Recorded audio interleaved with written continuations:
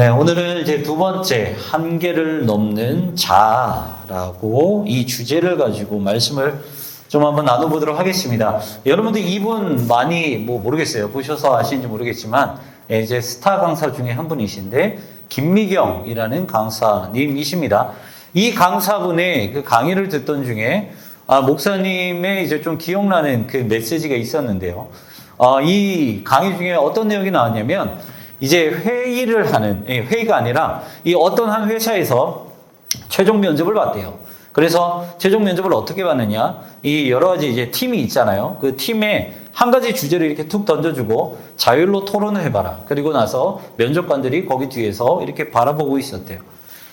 다양한 사람이 있었겠죠. 말을 이렇게 하나의 주제를 통해서 말을 많이 하는 사람이 있었던 반면에, 그리고 그 말을 꾸준히 이렇게 들으면서 아무 말 안 하고 별말 없는 그런 사람, 여러 사람들이 있었을 거예요.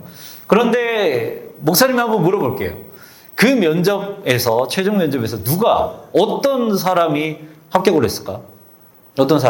어떤 부류의 사람이 합격을 했을까요? 예진아? 어쩔 수 없어. 너는 목사님 동생이랑 이름이 똑같아가지고 어쩔 수가 없어. 자, 예진아. 어떤 사람이 합격을 했을 것 같아? 주제를 뚝 던져줬을 때 여러 사람이 있을 거 아니야. 말을 잘하는 사람도 있을 거고 말을 못하는 사람도 있을 거고 어떤 사람도 있을 것 같아? 사장님 아들이요. 네, 사장님 아들은 면접을 안 하죠. 바로 상무로 갑니다. 자, 어떤 사람이 이제 합격을 했냐면 말 잘하는 사람도 합격하지 못했고요. 말을 못한 사람도 합격하지 못했어요. 왜냐하면 이유는 말을 잘하는 사람들은 자기 생각만 말을 해서 탈락을 했고요. 말을 하지 못하는 사람은 자기 생각을 표현하지 못해서 탈락을 했어요. 그러면 어떤 사람이 합격을 했을까? 최종 합격한 사람은 유재석과 같은 사람이었대요. 그럼 유재석과 같은 사람이 어떤 사람인가? 가만히 분위기를 봐요. 분위기를 보고 말을 많이 하는 사람을 커트를 해줘요. 그리고 상대적으로 말을 하지 않는 그 사람에게 지목을 해서 당신 생각은 그러면 어떠세요? 하면서 자연스럽게 사회자의 역할을 하고 자연스럽게 자신의 의견을 섞으면서 그 분위기를 물 흐르듯이 만들었던 그 유재석과 같은 사람이 최종적으로 합격을 했다라는 거예요. 이 말씀을 보면서 목사님이 설교 준비하면서 어떤 마음이 들었냐면 여러분들도 그렇고 목사님도 그렇고 누구나 다 똑같을 거예요. 사람이라면 자신의 생각과 자신의 마음을 어필하고 싶은 것은 누구나 동일합니다. 사람의 성향에 따라 약간은 다를 수 있어요. 조금 더 급하게 말하는 사람이 있는 반면에 나중에 돌려서 말하거나 천천히 말하는 사람, 그리고 말을 많이 하는 사람이 있는 반면에 말을 적게 하는 사람. 그런데 어떠한 성향이든 상관없이 누구든지 자신의 생각을 어필하고 말하는 것을 좋아한다라는 것이죠. 그래서 진짜 인간관계를 잘하는 사람은 누구냐면 말을 많이 하는 사람도 아니에요. 그리고 말을 무조건 많이 듣는 사람도 아니에요. 한마디로 낄낄빠빠를 잘하는 사람이 인간관계를 잘한다라는 거죠. 내가 이야기해야 될 때는 정확하게 이야기를 하고, 그리고 상대방의 이야기를 들어줘야 될 때는 정확하게 빠지는, 낄 때 정확하게 끼고 빠질 때 정확하게 빠지는 그런 사람이 결국은 인간관계를 잘한다라는 거예요.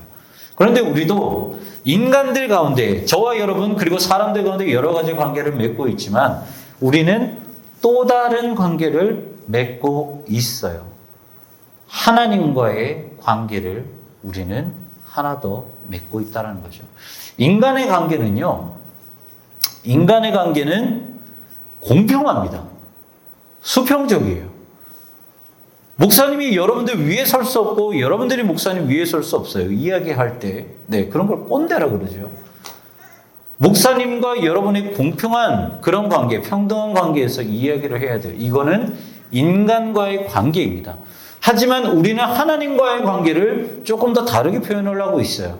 그거를 신앙이라고 하고 있죠. 그리고 하나님과의 관계는 조금 다르게 표현하고 있습니다. 여러분들 그 신앙이라는 단어가 뭐냐면 한자가 이렇게 되어 있어요. 이런 한자를 쓰는데 믿을 신자에 우러러볼 앙자라는 단어를 사용을 합니다. 합쳐서 말씀드리면 우리가 믿을 만한 존재, 신뢰할 만한 존재를 우러러보다라는 것이 신앙이라는 거예요. 우러러본다라는 거예요. 결국 무슨 말이냐? 인간과의 관계, 사람과의 관계는 수평적이고 공등한 관계지만 하나님과 우리의 관계는 신앙적인 관계이자 동시에 수직적인 관계, 순종적인 관계가 되어야 되는 거예요. 물론 성경에서 말씀하시는 하나님은 인격적인 하나님이시고 상식적인 하나님이시고 우리가 말씀하시는 그 말씀을 함께 하시는, 우리의 마음을 함께 하시는 그 하나님이십니다. 하지만 우리가 하나님과의 관계를 맺을 때 우리가 절대로 잊지 말아야 될 것이 무엇이냐? 하나님은 창조주 되시고 우리는 피조물된 존재라는 거예요. 그것이 그 관계의 가장 큰 원칙이라는 거예요. 그래서 어떠한 상황이 되었든지 간에 우리의 이해가 되지 않고 우리가 저런 모습을 봤을 때, 하나님의 말씀을 봤을 때 비록 타당하지 않다 하더라도 그것을 받아들이고 순종할 줄 아는 것이 진짜 하나님과의 관계라는 거죠. 그래서 우리는 그것을 두 글자로 뭐라 하느냐? 바로 믿음이라고 합니다. 하나님께서, 내가 비록 이해가 안 되지만 하나님의 말씀이기 때문에 그 이유 하나로 순종하는 것을 믿음이라고 해요. 이 땅에서 성육신하신 그 하나님 예수 그리스도께서 가장 큰 믿음을 보이셨던 그 때가 있었어요. 언제냐면 겟세마네 동산에서 기도하실 때예요. 겟세마네 동산, 그 십자가에 달리시기 전 겟세마네 동산에서 기도하실 때 예수님은 동시에 두 가지를 기도하십니다. 십자가 앞에 예수님이 이렇게 기도하세요. 내 아버지요, 만일 할만하시거든 이 잔을 내게서 지나가게 하옵소서. 그러나 나의 원대로 하지 마시고 아버지의 원대로 하시옵소서. 여기에는 예수님의 위대한 그 기도가 두 가지가 있습니다. 첫 번째는 솔직하게 예수님의 마음, 인간으로 오셨기 때문에 고통을 겪을 수밖에 없는 그 두려운 마음을 하나님께 올려드렸다는 거예요. 그대로. 그러나 중간에 무슨 단어가 있어요? 그러나라는 단어가 있어요. 하지만 예수님의 그 기도의 결론은 무엇으로 결론나요? 아버지의 뜻대로 순종하겠나이다. 겟세마네 기도가 우리에게 믿음의 정의를 정확하게 가르쳐주고 기도와 순종에 대한 정의를 정확하게 가르쳐주는 말씀 중에 하나가 바로 이 말씀이에요. 하나님은 우리의 입술을 막지 않으세요. 얼마든지 올리세요. 기도를 얼마든지 하세요. 하지만 여러분들의 믿음의 그 마지막 종결과 귀결은 무엇으로 끝나야 되냐면 결국에는 순종으로 끝나야 된다는 거죠. 그것이 신앙을 가진 우리의 올바른 태도예요. 자, 오늘 말씀은요, 아말렉 전쟁에 대한 말씀입니다. 이스라엘의 초대 왕은 오늘 말씀에 기록된 것처럼 사울이라는 왕이에요. 자, 베냐민 지파의 사울 왕인데 그 사울 왕이 하나님께서 기름을 부어서 이스라엘의 초대 왕으로 세우시죠. 그런데 이 사울 왕이 여러 차례 전쟁을 치릅니다. 하지만 이제 하나님께서 다윗을 피택하셔서 다윗에게 기름을 붓기 전에 세 번의 전쟁을 치르게 됩니다. 암몬과 블레셋 그리고 아말렉, 이 세 번의 전쟁을 치르는데 그 중에서 가장 마지막 세 번째 전쟁을 치는 것이 바로 오늘 본문에 기록이 되어 있어요. 이 아말렉에 대해서 이제 전쟁을 치르는데 하나님께서는 사무엘을 통해서 사울에게 이렇게 말씀하십니다. 만군의 여호와께서 이같이 말씀하시기를 아말렉이 이스라엘에게 행한 일 때문에 내가 그들을 벌하겠다. 그러니까 너 아말렉과 전쟁을 해. 내가 너에게 승리를 줄게 하면서 사무엘을 통해서 사울에게 말씀하셨다라는 것이죠. 얼마나 좋아요. 그렇죠? 그런데 과연 왜 하나님께서 이 말씀을 던지셨을까? 여러분들 요 조금 더 뒤로 가서 출애굽기 17장으로 이제 쭉 돌아서 그 내용을 잠깐 한번 살펴보면 이스라엘 백성이 하나님이 출애굽을 시키시죠. 그리고 가장 먼저 어디로 갔냐면 하나님이 모세를 부르셨던 시내산으로 이스라엘의 백성들 200만 명이 쭉 갑니다. 쭉 가는데 중간에 이 수르라는 광야 지역으로 들어가요. 그런데 문제는 뭐냐면 이 쭉 시내산으로 가고 있는 이스라엘의 행렬 가운데 태클을 거는 족속이 있었는데 어느 족속이냐? 그 족속이 바로 아말렉 족속이었다는 거예요. 여러분들 이렇게 말하면은 걔네들이 누구야라고 이렇게 모르겠지만 이 사진을 보면 여러분들 아실 거예요. 뭘까요? 가운데 사람이 누굴까? 모세. 양옆에 있는 사람이 아론과 훌이에요. 밑에서 여호수아는 피 터지게 싸우고 있고요. 목숨 걸고. 그리고 산 위에서는 모세가 손을 들고 아론과 훌이 팔을 잡고 있죠. 여러분들 이거 알죠? 팔이 내려가면 누가 이겨요? 아말렉이 이겨요. 팔이 올라가면 누가 이겨요? 이스라엘이 이기죠. 이 전쟁이 오늘 본문의 원인이 되었던 전쟁이에요. 그런데 참 지지리도 이 아말렉 민족이 운이 없지. 하나님이 완전히 구원하셔가지고 자기의 백성으로 삼으셨던 이스라엘 백성이 신의 산으로 오는데 그 오는 행렬에 가장 먼저 건드렸던 그 사람이 그 민족의 아말렉 족속이에요. 하필이면 가장 먼저 건드렸다는 거예요. 두 번째로 건드려도 이런 일은 없을 것 같은데 가장 먼저 건드렸다는 거죠. 하지만 하나님은 그 일을 기억하시고 지금 오늘 본문에서 사울 왕을 통해서 아말렉을 완전히 다 죽여버리겠다라고 말을 합니다. 그래서 전쟁을 치르게 돼요. 그런데 문제가 뭐냐면 이 말씀이에요. 3절의 말씀이 문제가 되는 거예요. 지금 가서 아말렉을 쳐서 그들의 모든 소유를 남기지 말고 진멸하되 남녀와 소아와 젖먹는 아이와 우양과 낙타와 나귀를 죽이라 하셨나이다 하니, 쉽게 말해서 이 아말렉 땅에 살아 움직이는 모든 것들을 싹 다 죽이라는 거. 출애굽기 17장 내용 때문에 아말렉을 진멸하시라는 하나님의 말씀, 오케이! 순종하겠습니다. 그런데 힘없는 노인들까지 죽여야 돼요.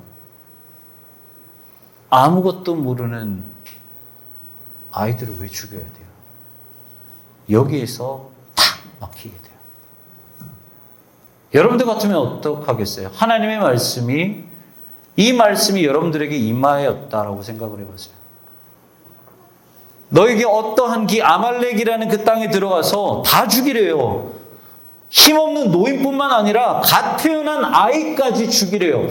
만약에 목사님한테 하나님께서 이렇게 말씀하셨다면 목사님은 충분히 이의제기를 할 겁니다. 하나님, 저 민족도 하나님께서 사랑하셔서 창조하신 민족 아닙니까? 하나님은 모든 것을 창조하시고 사랑한다고 하셨지만 이렇게 잔인한 하나님이십니까? 아무것도 모르는 그 어리고 연약한 아이들은 이제 응애응애하고 태어난 그 아이들까지 어떻게 죽이시려고 합니까? 하나님 그렇게 잔인하신 하나님이십니까? 그러면 좋습니다. 이렇게 무섭고 이러한 잔인한 행동, 하나님이 말씀 한마디만 끝나는데 왜 그 더럽고 잔인한 것을 제가 꼭 해야 됩니까? 목사님은 이런 일을 제기를 할 거예요. 그런데 여러분들 잘 들어요. 나의 생각이 있고 나의 목적이 있고 나의 의견이 있고 나의 뜻이 있어요. 충분히 하나님께 의의를 제기할 수 있습니다. 하나님 이거 너무 잔인하잖아요. 그런데 오늘 말씀에서 저와 여러분이 기억해야 될 것은 이런 우리의 생각과 우리의 뜻이 하나님의 말씀을 가로막는 장애물이 될 수 있다는 거예요. 사울도 마찬가지였어요. 사울은요, 하나님의 말씀을 확실하게 순종하기 위해서 전략을 짭니다. 그 아말렉 지역 근처에서 매복을 시켜요. 전쟁을 완벽하게 승리하기 위해 매복을 시킵니다. 그리고 이 아말렉 사람, 요즘에 우크라이나 사태 장난 아니죠. 지금 다 나가라 그러잖아요. 그런데 여기도 마찬가지예요. 이 아말렉 땅에 살았던 겐족속이라는 사람 빨리 나가라 그래요. 너희도 죽기 싫으면 빨리 나가라 그래요. 그래갖고 모든 준비를 다 마무리 시켰습니다. 그리고 나서 전쟁을 해요. 완벽하게 하나님의 말씀대로 전쟁을 합니다. 그런데 여기에서 사울의 큰 실수가 있어요. 뭐냐면 이 말씀이에요. 사울과 백성이 아각과 그의 양과 소의 가장 좋은 것, 기름진 것, 모든 좋은 것을 남기고 하나님의 말씀 앞에 사울의 생각이 들어갔다는 거예요. 하나님의 말씀 앞에 온전한 순종이 아니라 사울의 뜻이 들어갔다는 거예요. 그런데요, 솔직히 말해서 여러분들 이 사울이 이렇게 했던 의도가 상당히 좋습니다. 잘 들어봐요. 사울이 이렇게 무턱대고 하는 게 아니에요. 하나님의 말씀 온전히 순종했고 갠 사람까지 나가라 그랬죠. 완벽하게 계획을 했어요. 그런데 오늘 9절의 말씀 보니까 아말렉 왕 아각은 살려 데리고 왔고요. 그리고 기름진 것, 좋은 것은 다 가지고 왔대요. 제물로. 이유가 뭐냐면 이때 당시에 전쟁에서 승리하면 장수나 왕, 상대의 왕을 데리고 옵니다. 포로로 끌고 와요. 그게 뭐냐면 승리의 그냥 행렬이에요. 그게 빵빠레란 말이야. 우리가 승리했다, 기뻐하고 자축하는 그 행사 중에 하나가 왕을 잡아서 포로로 데리고 오는 거예요. 그리고 여러분들 왕을 잡으면 어떻게 돼요? 자연스럽게 아말렉은 이스라엘의 속국이 되는 거예요. 군사력도 올라가죠. 부강해지죠. 부귀해지죠. 좋잖아요. 그리고 오늘 본문 15절의 말씀을 보면 무엇이라고 기록이 되어 있냐면 이렇게 기록이 되어 있어요. 사울이 가지고 온 가장 좋은 그 기름진 제물은 왜 가지고 왔느냐? 승리를 안겨주신 하나님께 가장 좋은 제물로 제사를 올려드리기 위해 가지고 왔다라고 기록을 하고 있어요. 물어볼게요. 사울의 의도가 나빠요, 좋아요? 사울의 의도가 좋아요, 나빠요? 예언아, 예진이 깨우고 나한테 대답해봐. 사울의 의도가 좋아, 나빠? 좋다라는 거예요. 여러분들 의도가 불순하지가 않아요. 승리의 행렬을 만들기 위해, 부강한 나라를 만들기 위해 그쪽 아말렉 왕 아각을 잡아왔단 말이야. 그리고 승리를 주신 하나님께 가장 좋은 것으로 예배드리기 위해서, 제사드리기 위해서 재물을 가지고 왔다는 거예요. 여러분들 이만큼 좋은 의도가 어디 있어요? 하나님께 감사드리겠다는데 여러분들 이런 좋은 의도가 어디 있냐고요. 이런 이 사울의 생각이 얼마나 기뻐요, 얼마나 좋아요, 얼마나 기특해요. 그런데 성경은 우리에게 무엇이라고 말씀하고 있냐면 우리에게 자신의 생각대로 한 것만큼 가장 큰 잘못은 없다라고 말씀을 하고 있어요. 여러분들 기억하시길 바랍니다. 우리의 생각이, 우리의 의도가, 우리의 뜻이 얼마나 좋다 하든 성경은 우리에게 우리의 생각대로, 하나님의 말씀이 아니라 우리의 생각대로 하는 것이 가장 큰 잘못이라고 말씀을 하고 있어요. 사울은 정말 좋은 의도대로 행동을 했습니다.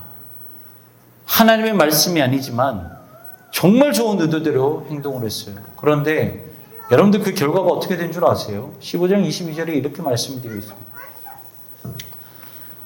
11절에 이렇게 말씀이 되어 있어요. 목사님 읽어줄게요. 지금 안 들어가 있는데 목사님 읽어주겠습니다. 오늘 보면 11절에 이렇게 기록하고 있어요. 내가 사울을 왕으로 세운 것을 후회하노니. 잘 봐요. 하나님이 말씀하셨어요. 하지만 내 뜻이 거기 들어갔어요. 그 의도가 불순하지 않아요. 오히려 하나님께 가장 좋은 것으로 예배드리기 위해서 그렇게 했대요. 근데 11절의 결론은 어떻게 나고 있어요? 내가 사울을 세운 것을 후회한다라고 말하고 있어요. 그런데 그리스도인들 가운데서 이런 말을 들었다면 끝난 거 아니에요? 이만큼 불운하고 이만큼 불쌍한 사람이 또 있을까요, 여러분? 내가 왕으로 사울을 세우고 내가 사랑해서 이 사울을 창조했는데 하나님의 말씀을 가로막은 그 사울의 생각 때문에 하나님이 후회하셨대요. 우리가 하나님 앞에 비록 좋은 의도로 할지라도, 비록 선한 의도로 할지라도 우리의 뜻대로 한다는 것 자체가 이 의미를 우리에게 말해주고 있는 거예요. 여러분들의 아무리 좋은 생각이라 할지라도 그것이 하나님을 후회하게끔 만드는 악한 행동이 될 수도 있다는 거예요. 오늘 본문은 우리에게 그것을 말씀하고 있습니다. 그래서 사무엘은 사울에게 이렇게 말을 해요. 당신이 당신의 뜻대로 해서는 안 되고 이렇게 했어야 됐습니다. 뭐라고 되어 있나요? 순종이 제사보다 낫고 듣는 것이 순양의 길보다 낫습니다.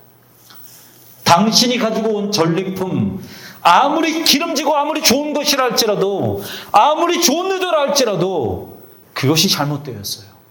순종이 그 재물보다 낫고 하나님의 말씀이 듣는 마음이 그 기름진 재물의 기름보다 더 소중하다고 말씀하시죠. 여러분들의 인생의 그 좌우명에도 이 말씀이 새겨져야 합니다.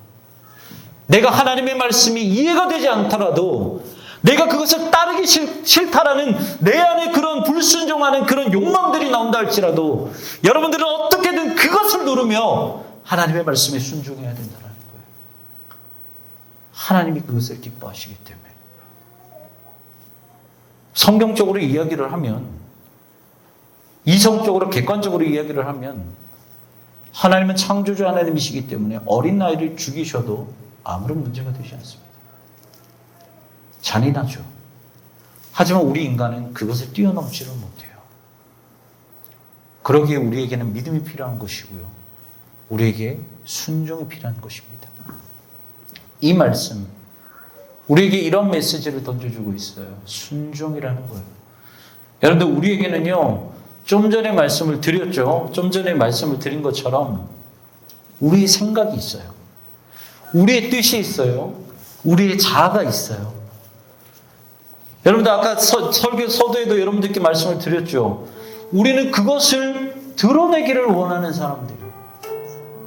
하나님이 아무리 말씀을 하신다 하더라도요, 말씀을 딱 들었을 때 아멘하고 순종하는 것이 우리의 모습이 아니라, 하나님의 말씀을 딱 들었을 때 우리가 가장 먼저 보이는 반응은 왜요? 하나님, 제 뜻은 이건데요. 하나님, 이거 부당하지 않아요? 하나님, 이거 말도 안 되지 않아요? 하나님의 말씀을 들었을 때 가장 먼저 보이는 우리의 행동은 우리의 생각을 드러내는 거예요. 우리의 말을 드러내는 거고, 우리의 뜻을 드러내는 거고, 우리의 의도를 드러내는 것입니다. 하지만 여러분들 기억하십시오. 오늘 말씀의 제목처럼 우리의 생각과 우리의 말씀과 우리의 뜻이 우리로 하여금 하나님께로 더 가까이 나아가지 못하게 막아버리는 영적인 한계가 될 수 있다는 것입니다. 저와 여러분들의 생각이 하나님께로 나아가는 그 길을 가로막을 수도 있다는 거예요. 순종이 필요합니다. 겟세마네 동산에서 기도하셨던 예수님, 십자가를 지라는 것이 예수님 앞에는 의미가 그렇게 중요하지 않았어요. 십자가를 지라고 하신 하나님 아버지의 말씀 앞에서 예수님의 생각은 노였어요. 여러분, 아까 말씀 들려줬죠? 노였습니다. 하나님, 제가 지기 싫어요. 예수님의 첫 번째 기도는 그거였어요. 싫습니다. 그런데 이 겟세마네 기도가 왜 위대하냐면 예수님은 그 한계를 뛰어넘으셨다는 거예요. 그러나라는 그 단어 한마디로 뛰어넘으셨다는 거예요. 그리고 십자가를 지라는 하나님의 말씀에 순종하셨다는 거죠. 여러분들도 그 한계를 뛰어넘으시기 바랍니다. 제일 뛰어넘기 어려운 것이 나예요. 여러분입니다.